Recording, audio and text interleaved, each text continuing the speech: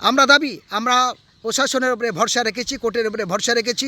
আগামী 22 তারিখে দ্বিতীয় পোস্টমর্টমের রিপোর্ট আসা পর্যন্ত যদি কলকাতা হাইকোর্টের বিচারপতি সঠিক ভূমিকা না নেয়, যদি আবার আনিস খানের মতো এরকম প্রতারণা হয়, তাহলে আমরা মানবাধিকার কর্মী হিসাবে সেদিন আইনের উপরে আর বিশ্বাস আর ভরসা রাখবো না।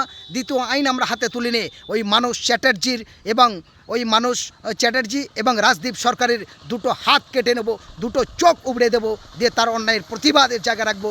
শুধু আইন যদি পুলিশ হাতে তুলে নেয়, আমরা কিন্তু আঙুল চুষবো না। আমরা আইন হাতে তুলে নিয়ে ওই রাজদীপ সরকার RSSের গুন্ডা, যিনি বাংলার শান্তি সংহতিকে নষ্ট করেছে, যিনি বাংলার অত্যাচারেতে শিরোনাম এসছে, এই গুন্ডা জঙ্গির বিরুদ্ধে বিকল্প ব্যবস্থা নিতে আমরা বাধ্য হব। আমি হোসেন গাজী দেশ বাঁচাও সামাজিক কমিটির পক্ষে এই আবেদন রাখলাম।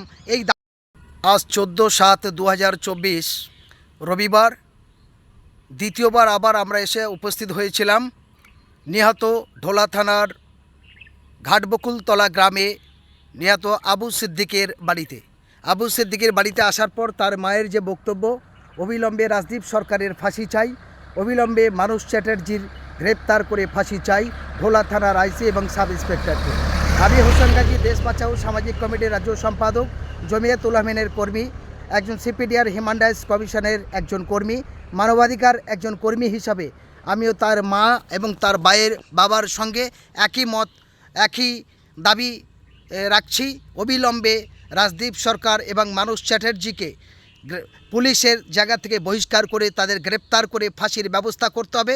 সাথে সাথে দুজন অত্যাচারী সহ আরও যে সমস্ত দোষী পুলিশরা এদের সঙ্গে জড়িত, অবিলম্বে তাদের প্রত্যেককে গ্রেপ্তার করে সাজার ব্যবস্থা করতে হবে। তাদের মানুষ চ্যাটার্জি এবং রাজদীপ সরকারের ফাঁসির সাথে সাথে দুজনার 20 লক্ষ টাকা ফাইন করতে হবে। তার সাথে সাথে ওই যে নিহত আবু সিদ্দিকের বাড়ি থেকে যে প্রথমে মার বন্ধ করার নাম করে যে 30,000 টাকা এবং 3.5 ভরি সোনা নিয়ে গেছে, অবিলম্বে সেগুলো ফেরত দিতে হবে। সাথে সাথে পরবর্তীকালে তাকে মার বন্ধ করার নাম করে যে টাকাটি নিয়েছেন, যে 1,75,000 টাকা, অবিলম্বে সে টাকাও দিতে হবে। সাথে সাথে দুখানা মোবাইল, একটা ভিভো, একটা নাথিংস কোম্পানি, দুটো মোবাইল 60,000 টাকা, R5 গাড়ি প্রায় 3 লক্ষ টাকার কাছাকাছি দাম, সব মিলিয়ে প্রায় 10 লক্ষ টাকার জিনিসপত্র ঢোলা থানার আইসি মানুষ চ্যাটার্জি এবং SI রাজদীপ সরকার তারা আটকে রেখেছে। অবিলম্বে তাদের বাড়ি থেকে যে টাকা, যে সোনা, যে মোবাইল, যে গাড়ি আটকে রেখেছে, অবিলম্বে সেগুলো তাদের বাড়িতে পৌঁছে দিতে হবে। আমরা আমাদের এই ভিডিওর মাধ্যমে আবেদন রাখছি, আপনাদের মাধ্যমে আবেদন রাখছি। এবং আজকের তার বাড়িতে আমরা আসলাম, যুব ফেডারেশনের কর্মীরা আসলেন, আরও অন্য বিশিষ্ট অতিথিরা এসেছেন। আমরা দাবি আমরা প্রশাসনের উপরে ভরসা রেখেছি, কোর্টের উপরে ভরসা রেখেছি। আগামী 22 তারিখে দ্বিতীয় পোস্টমর্টমের রিপোর্ট আসা পর্যন্ত যদি কলকাতা হাইকোর্টের বিচারপতি সঠিক ভূমিকা না নেয়, যদি আবার আনিস খানের মতো এরকম প্রতারণা হয়, তাহলে আমরা মানবাধিকার কর্মী হিসাবে সেদিন আইনের উপরে আর বিশ্বাস আর ভরসা রাখবো না। দ্বিতীয় আইন আমরা হাতে তুলে নিয়ে ওই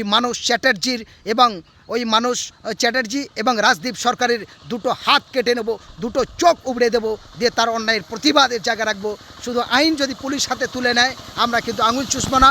আমরা আইন হাতে তুলে নিয়ে ওই রাজদীপ সরকার RSSের গুন্ডা, যিনি বাংলার শান্তি সংহতিকে নষ্ট করেছে, যিনি বাংলার অত্যাচারেতে শিরোনাম এসছে, এই গুন্ডা জঙ্গির বিরুদ্ধে বিকল্প ব্যবস্থা নিতে আমরা বাধ্য হব। আমি হোসেন গাজী দেশ বাঁচাও সামাজিক কমিটির পক্ষে এই আবেদন রাখলাম, এই দাবি আমি করছি। তবেই ওই নিহত আবু সিদ্দিকের পরিবার শান্তি পাবে, তবেই তার মা বাবা সহ গোটা বাংলার ন্যায় ইনসাফ বিচার পাবে। এ দাবি আমি আমার ভিডিওর মাধ্যমে রাখছি। এখনও ভরসা রেখেছি কলকাতা হাইকোর্টের উপরে, প্রশাসনের উপরে। যদি প্রশাসন সঠিক ভূমিকা নেওয়ার জন্য আমরা আবারও আবেদন করছি, যাতে আমাদের আইন নিজের হাতে তুলে না নিতে হয়, তার জন্য নিশ্চয়ই বিচারপতি এবং প্রশাসনিক কর্তারা সঠিক ভূমিকা নেবেন এবং কোর্ট এবং প্রশাসন যদি সঠিক ভূমিকা না নেয়, বিকল্প আমরা আইন হাতে তুলে নিতে বাধ্য হব। আমি হোসেন গাজী একজন সামাজিক মানুষ, একজন মানবাধিকার কর্মী হিসাবে আইনের এখনও সহমত রেখে চলতে চাই। আইন যদি আইনের রাস্তা না হাঁটে, বিকল্প মানুষের আইন হাতে তুলে নিতে বাধ্য হবে। ধন্যবাদ। উপস্থিত হয়েছি সেই ঢোলা থানার নিহত আবু সিদ্দিকের বাড়িতে। আমি হোসেন গাজী দেশ বাঁচাও সামাজিক কমিটির রাজ্য সম্পাদক, আমি জমিয়ত উলামায়ের একজন কর্মী, একজন মানবাধিকার সংগঠনের মানুষ হিসাবে আজ আবু সিদ্দিকের সেই যন্ত্রণার সঙ্গে তার মায়ের যে অসুস্থতা, তার বাড়িতে আবারও আসলাম।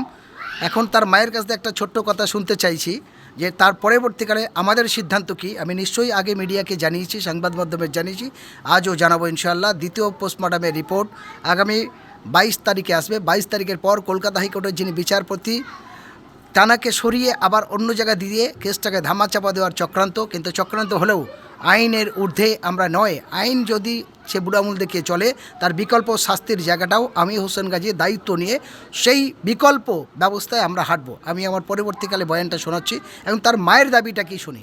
চাচি, আপনি কি বলবেন আপনার ছেলের ফাঁসির জন্য? আমার বাবা যারা মারা গেছে, তা আমার বাবা যে মেরেছে তাদের আমি ফাঁসি চাই, তাদের আমি ওই রকম চাই।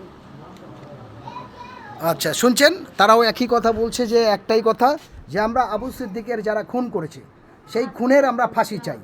আবু সিদ্দিকের বাড়ি থেকে সোনা দানা, বাইক, মোবাইল সহ প্রায় 7 থেকে 9 লক্ষ টাকার জিনিসপত্র এই পুলিশ অফিসার এসআই রাজদীপ সরকার নিয়েছে এবং এখানকার আইসি মানস চ্যাটার্জি নিয়েছে।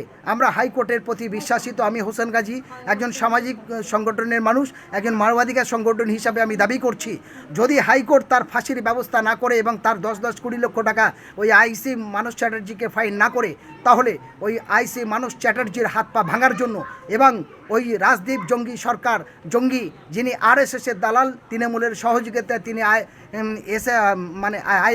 হয়ে আছে, আপনাকে